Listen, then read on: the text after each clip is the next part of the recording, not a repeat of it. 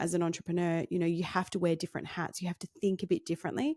And having a mentor that has walked the journey before you is invaluable. I really think branding and packaging is the most powerful thing when it comes to products, because you could have the best product, but if you cannot capture that customer when they come in the store, you've lost them. Probably the most powerful lesson in my life is that you need to go in to go up.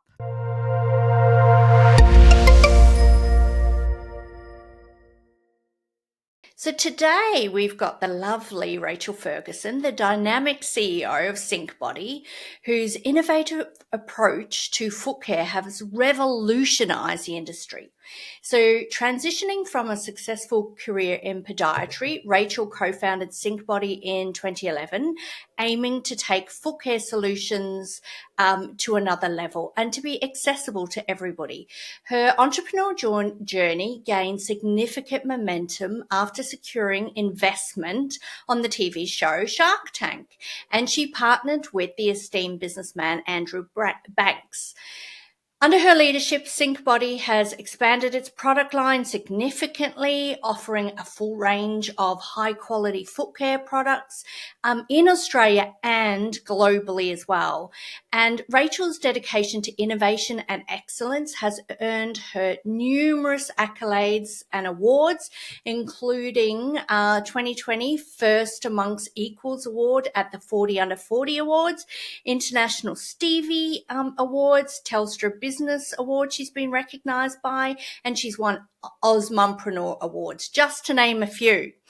And she is an inspiring woman who is passionate about building a thriving global company. I'm really excited to have you here today, Rachael.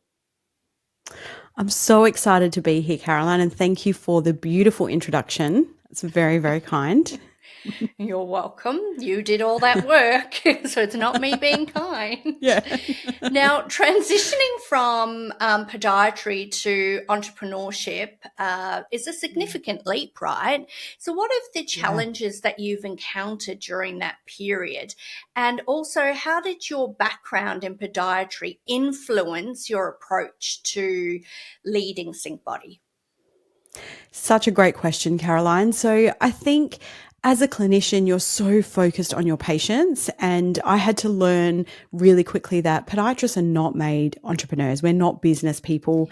We do not come out of that degree, with a business degree. So part of me starting my own practice is I learned a lot of skills about business, and then I utilized a lot of those skills in starting SynxBody as well. But it's a really good question that you raised about, just the differences between and what I've learned, because, I think, people when you first go into business think, you're going to be successful right away. And I think my biggest takeaway was it took 7 years, to really break even. And I think, that misconception that, if you work hard and you drive, you just focus on it every day, you're going to be successful right away. I think you really need a good contingency plan when you start out like companies like this. And what we had a rule in our business is that we did not pay ourselves a wage. For a long time, everything was reinvested back into the business. And for the first 7 years, I didn't draw a wage at all. I worked as a podiatrist, and that is how I earned my money. And I think that really set the business up to be successful. I think if you start straight away and then you're drawing out a wage straight away, it can be very detrimental to the cash flow of the business. So that was probably one of my biggest learnings. Yeah. And that's that theory of cash flow is king, right? Everything, you just need to continually look at cash flow and make sure it's rolling over as well, because otherwise it's not going to be sustainable, as you said. So true. Yeah. And in 2015, you were on Shark Tank and you were able to get investment from Andrew Banks, which is really significant, right, for your business and for you. And clearly you stood out to him as an entrepreneur and a successful business model as well, and some where he saw opportunity. So tell me a little bit about that journey and the key takeaways from partnering with Andrew. Yes, a really good question. So it's now just this month, we've celebrated a decade of him being in our business. So 10 years. which is just unbelievable. And when I think back to when he first invested in us, a lot of people think that when you get a shark on board, all your problems are going to disappear. And it just doesn't work like that. So what I felt Andrew did when he came in 10 years ago, his investment helped us to wipe down our debt, which had been attributed to growing patents and trademarks and tooling and equipment. So it really helped from a cash flow perspective when he first came in. But then what he's taught me over the last 10 years has been invaluable. Things like how to operate as a CEO, how to influence people, what actually matters. Because I think as you're growing as an entrepreneur, you have to wear different hats. You have to think a bit differently. And having a mentor that has walked the journey before you is invaluable. So I've definitely learned so much from him. He has such a calming nature about him, and he gives really, really good advice. Yeah. And I like what you said about the influencing element, because I was in a meeting recently with Rachael and I saw her influencing people in a genuine way, and it was very significant. And it's a skill that not many people can master, but it's a very, very powerful skill. And you'll see any successful CEOs can master influencing, and you certainly have done that. With that skill. I think it's taken a journey, which is something that I reflect on upon having mentors. And I'll talk about that, because I think any entrepreneur, if you do not have mentors and a range of different mentors in your life, you will not be the successful entrepreneur that you want to be. Yeah. Yeah. And I like how you said a range as well, because it's so important to look at what skills do I want to have, who's done it before me, and how do I learn from them first and foremost to get me there quicker, and take what you're looking for based on where you want to go from each of those mentors too. Yeah. Yeah. That's Definitely. good. Now, shifting production overseas involves complex logistics, as I know you know. Can you delve into the specific hurdles you faced with the logistics and having product range from overseas and Australia? I know you have Australia too. Yes. Yeah. So challenging. And I think the hardest part is obviously wherever you're manufacturing is understanding their culture. When I first went in to manufacture in different countries, you really have to step in and understand what their needs are, because the way they communicate is, and what they need might be different to, say, for example, Australia. You might have Vietnam, you've got China. Depending on where you're working, you really need to understand how those, how business operates, like what are the key messages. So I think it took me a long time to figure that out. Once we did, we found it quite easy. But then because we are expanding, we've got factories all over the world. When you move to a new market, again, it's that same learning process again. So I think obviously being so far away, it was a challenge. Prior to COVID, everyone used to jump on a plane. That doesn't seem to happen as much anymore, which is sometimes a good thing. I think a lot of manufacturing has been able to take place online by putting in some good practices, having some really good quality control agents, really good communication, a good team that can help that process. But I think probably the most challenging part, I would say, is freight and logistics.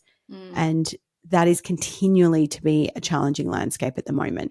I mean, you can book freight, and you're on track for 30 days, it's going to arrive, and then all of a sudden it's pushed out to 60 or even 75 days. And that can make a big impact into your forecasting. And I see a lot of businesses struggle with that, as well as cash flow. And we spoke about that before too, because often when you're manufacturing offshore, you have to pay for those goods before they arrive. And if they're not arriving for 60 days or more, you need to plan for that cash flow to be able to pay for that, and then to be able to wait till you get the goods to sell them. So it's another key thing. Yeah. And how do you think you overcome that, particularly factoring in delays and the potential impact of not having stock on shelves, etc.? What are you doing to be able to minimize, within reason, of course, because it's not always in your control, but minimize the impact? We moved a couple of years ago to Unleashed, which is an inventory management system. And it's definitely helped us like with our forecasting because it takes into effect all your sales and it helps come up with numbers. But like you said, it's not cut and dry. We still have to manipulate those numbers depending on what's happening at the moment. And to give you an example, our factory, one of our couple of our really big factories usually operate on a 30-day turnaround time. That's now been doubled in the last couple of weeks to 60 days. So Oh, whilst freight is challenging, that's challenging. So what we've decided to do is we're investing more of our money in buying stock and backing ourselves for a longer period of time, because if you do not have stock, you cannot sell. yeah. Yeah. That's so true. Mm. Yeah. If you Mhm. can't make the Even sales, then more the reason rest of why you it's need cash in the irrelevant. bank. Yeah. Yeah. Yeah. Yeah. Yeah. Mhm. Now, you originally Yeah. started the business with a co-founder, and Yeah. that co-founder exited, and then Mhm. you transformed the business and achieved substantial Yeah. growth. What Mhm. strategies did you implement during that period, and how did you build resilience after the exit? Very, very good questions, because I actually have that time of year as a very pivotal point in my success and my journey. Because what I find, and this is what I think many entrepreneurs get bogged down, is doing all the things. You know, you're doing all the things, you're exhausted, you're hiring all the people. And I think one of the things that I forgot to do was actually find some space and time to be creative. So, how I overcame that. So, my business partner exited, and I had an opportunity then to turn the business around. But before I decided what I needed to do, I had to work on number one. So, that became very much a morning routine of meditation. I read an amazing book called Miracle Morning. And I learnt those strategies of just silence, you know, sitting there. What are you grateful for? Do a bit of exercise, eat good food. And because I'd been so busy prior to that, wearing all the hats, I wasn't focusing on myself. Yeah. So, what I learned in 30 days was all of a sudden, all this creativity was flowing to me. And I realized what I needed to do. And in our situation, we had this great product. Everyone loved it when they tried it, but the packaging wasn't selling it on shelf. Hmm. So I really think branding and packaging is the most powerful thing when it comes to products, because you could have the best product, but if you cannot capture that customer when they come in the store, you've lost them. Yeah. So we transformed the packaging and the branding. And then I realized that we needed more than just one product. So we expanded from Sync Soul, which was our insole, we expanded to a whole range of foot care products. And then we rebranded to Sync's Body, which Yeah. encompasses the whole body.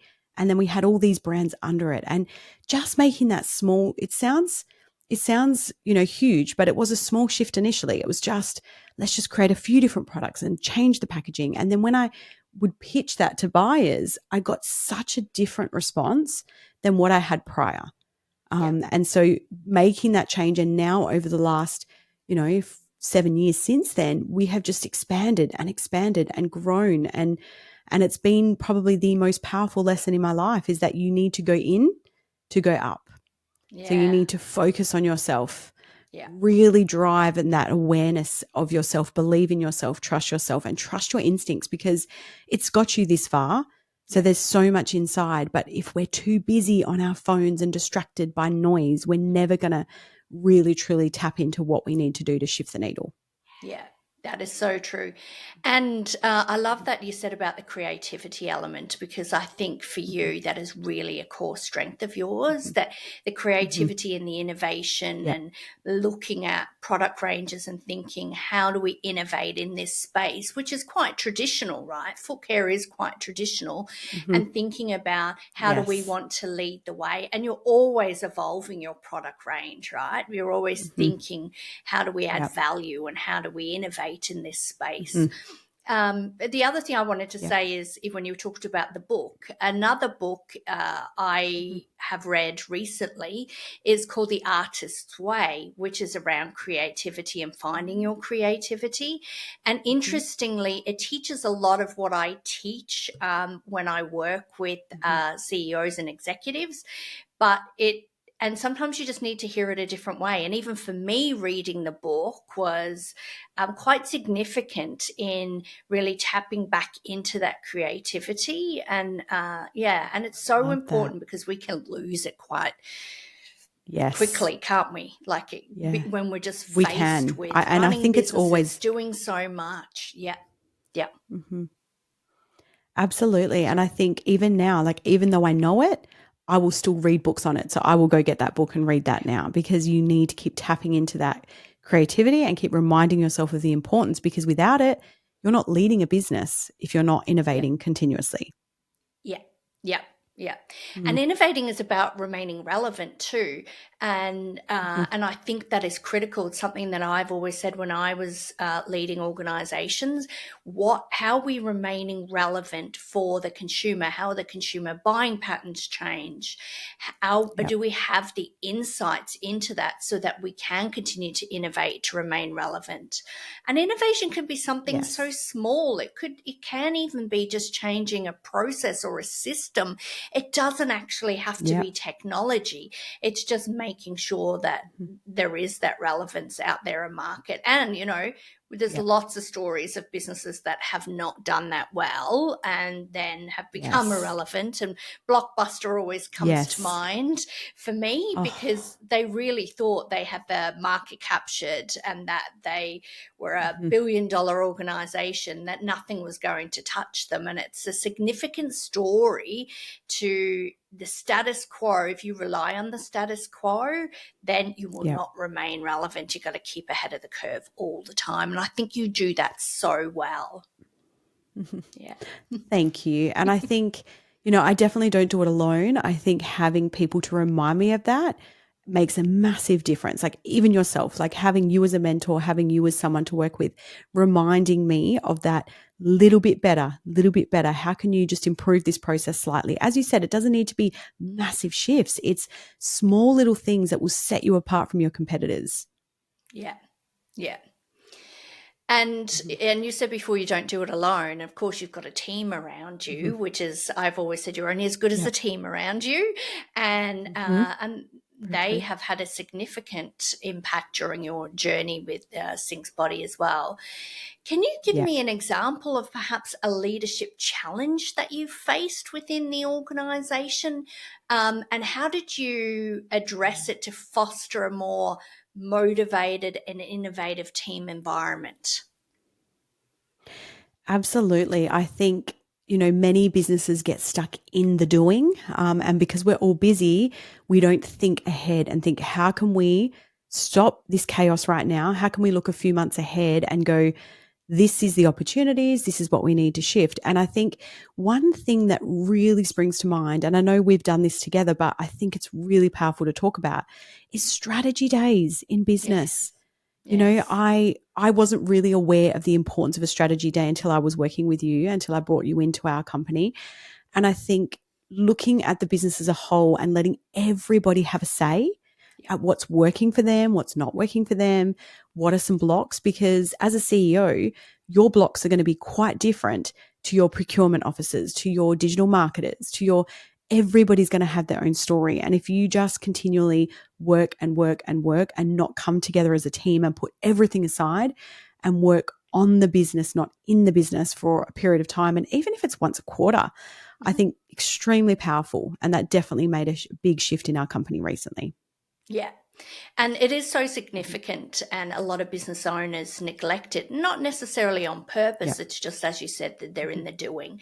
And I think it creates Yeah. alignment and it Mhm. creates a vision for the future. Mhm. And it's like having a Yeah. compass for where we want to go and then breaking that down into bite sized pieces. Everybody has clarity, and they have Mhm. clarity on their Yeah. contribution as well to that vision and to the Yeah. direction of the business. Mhm. And it is quite Mhm. critical. Yeah. Yeah. What are the three key lessons that you have learned as an entrepreneur, and what advice would you give to other entrepreneurs?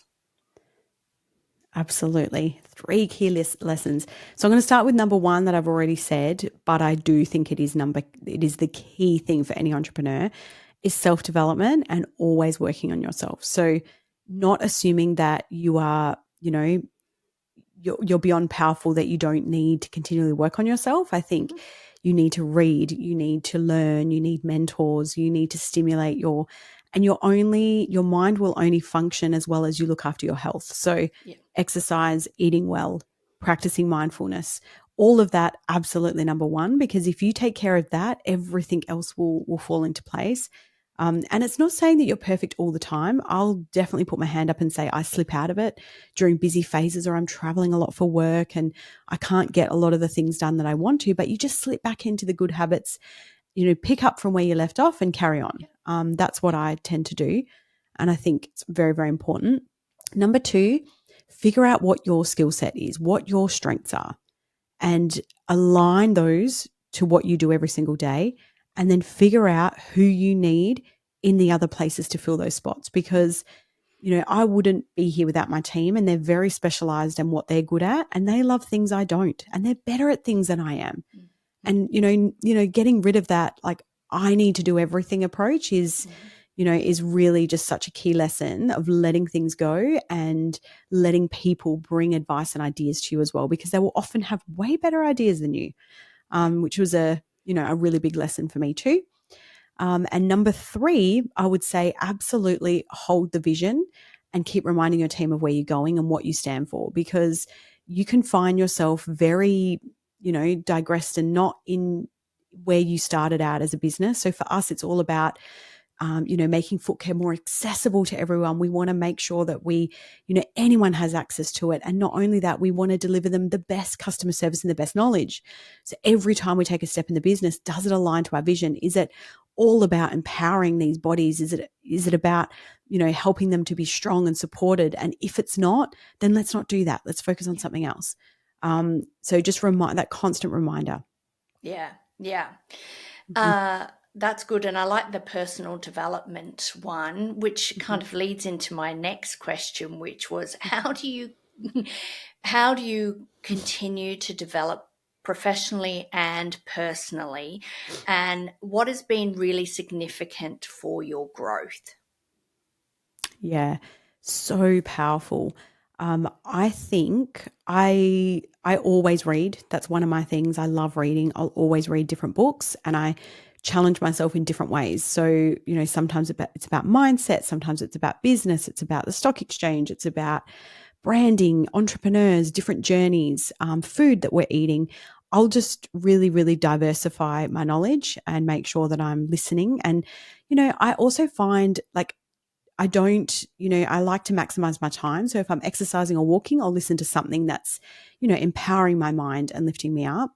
I have had some really big shifts in the last 12 months. And I'd say a lot of that I've done a lot of Tony Robbins training, which I think has very much opened me up to different aspects of my life. And I found that to be really powerful with business mastery. But then also working with yourself has actually really, really helped open my mind into some of the possibilities and even just how to move the needle faster, because we get so stuck in, the day-to-day running, and that, just that key reminder that you need outside influence, and you need to be able to look at your own strengths and weaknesses by by having someone that you trust, someone that can actually help you see them, I think is really, really important, because if we're always continually improving, we will always get better. If you assume that you're the best at everything, you're never going to learn. You have to assume that you can always be better. Even until I'm 99 years old, I will be looking for ways to be better, because we can all improve. Yeah. Yeah. And I Mm. think one thing Mm-hmm. also too I've found with Rachael is that her business has grown significantly, and it will continue to grow significantly. And she's on a path to exponential growth. And one of the things you're always looking at is what got me here won't necessarily get me there. And where are the gaps, and how do I bridge those gaps? And you're very curious Yep. and always wanting to be the best version of yourself as a leader Mm-hmm. to lead SynxBody into the future. And then looking at, Mm-hmm. okay, who am I as a leader? And then what do I need to do differently within my business as a Mm-hmm. leader to get me where we need to go? And you're always Yep. evaluating yourself in terms of that. Yeah, and I think that's Yeah. extremely powerful because you're always trying to look to shift that needle personally, and professionally as well. And that's why the business is such a great success, because Yeah. of who you are as a leader, first and foremost, and how you're always Thank you. developing. Yeah. Hmm. Thank Okay. you. That's a really great reflection. Yeah. Mhm. And final question is, even though we've covered off on Mhm. it a little bit, we've been working together for a little while. What has been your experience? Wow. This is a big one. I think we don't know what we don't know. And one of my biggest lessons in life is that, as you mentioned before, what got you this far won't necessarily get you to that next step. So I think it's always looking for, what have I done good? That's great. Where do I want to go? And what do I need to get me to that next point?